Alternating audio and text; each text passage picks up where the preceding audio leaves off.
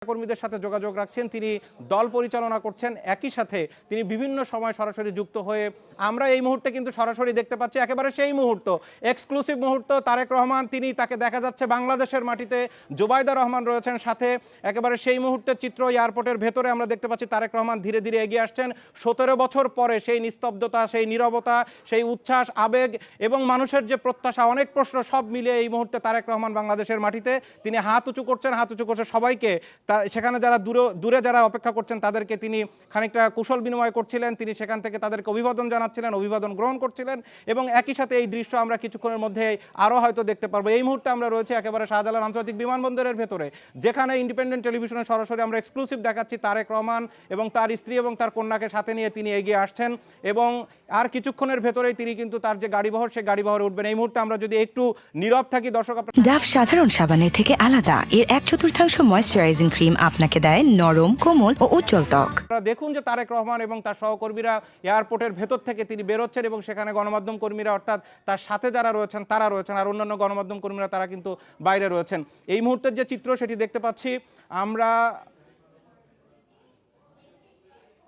তারেক রহমান তিনি এয়ারপোর্টের পাশে যারা সেখানে এয়ারপোর্টের যারা নিরাপত্তা রক্ষায় রয়েছেন, অন্যান্য যারা রয়েছেন তাদের সবাইকে তিনি সালাম দিচ্ছেন। তিনি সেখানে তাদের প্রতি একরকম কৃতজ্ঞতা প্রকাশ করছেন।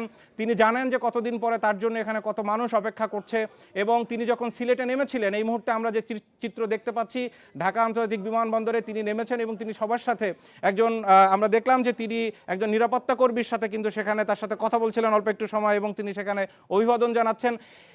তিনি সিলেটে নামার পরে তার যে ভেরিফাইড ফেসবুক পেজ, সেখানে আমরা দেখেছি যে সেই ফেসবুক পেজে তিনি একটি ছোট্ট স্ট্যাটাস দিয়েছিলেন যে অবশেষে বাংলাদেশের মাটিতে সিলেটে, অর্থাৎ এই দুটো লাইন তিনি দিয়েছিলেন। এই মুহূর্তে আমরা দেখতে পাচ্ছি মির্জা ফখরুল ইসলাম আলমগীরের সাথে তিনি কিন্তু কোলাকুলি করছেন।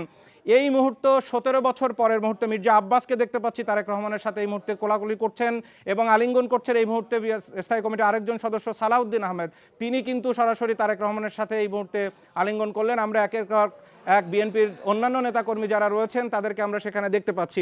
এই মুহূর্তটার জন্য আসলে এই যে নেতাকর্মীরা, সালাউদ্দিন আহমেদ কিছুক্ষণ আগে তিনি বলেছেন যে 55 বছরের ইতিহাসে এটি একটি স্মরণীয় ঘটনা হয়ে থাকবে। এই মুহূর্তে আমরা দেখতে পাচ্ছি গয়েশ্বরচন্দ্র রায়, তিনি আলিঙ্গন করছেন তারেক রহমানের সাথে। এরপরে রয়েছেন মঈন খানের সাথে এই মুহূর্তে আমরা সেই দৃশ্য দেখতে পাচ্ছি। নজরুল ইসলাম খান রয়েছেন স্থায়ী কমিটির সদস্য এবং তারপরে আমরা দেখতে পাচ্ছি আমির খসরু মাহমুদ চৌধুরীকে আমরা দেখতে পাচ্ছি, তিনি সেখানে আছেন। অর্থাৎ ইকবাল হাসান মাহমুদ টুকুকে আমরা দেখতে পাচ্ছি, তিনিও রয়েছেন। অর্থাৎ স্থায়ী কমিটির সব সদস্যরা কিন্তু সেখানে গেছেন, কারণ এই মুহূর্তে খালেদা জিয়ার পরে এই মুহূর্তে যিনি গত বিশেষ করে 8 বছর ধরে দলের যে নেতৃত্ব দিয়েছেন, দূরের থেকে নেতৃত্ব দিয়েছেন, তিনি ভার্চুয়ালি যুক্ত হয়ে নেতৃত্ব দিয়েছেন। আজকে তিনি সরাসরি দেশের মাটিতে এসছেন। আমরা মেজর হাফিজকে দেখতে পাচ্ছি তিনি এই মুহূর্তে, এবং এরপরে রয়েছেন রুহুল কবির রিজভী। তিনি দীর্ঘদিন একটানা বিএনপির যে সাংগঠনিক কার্যক্রম, যে দলীয় কার্যালয়, সেটিকে একরকম তিনি পাহারা দিয়েছেন। তিনি সেই জায়গায় পরিচালনার দায়িত্বে ছিলেন।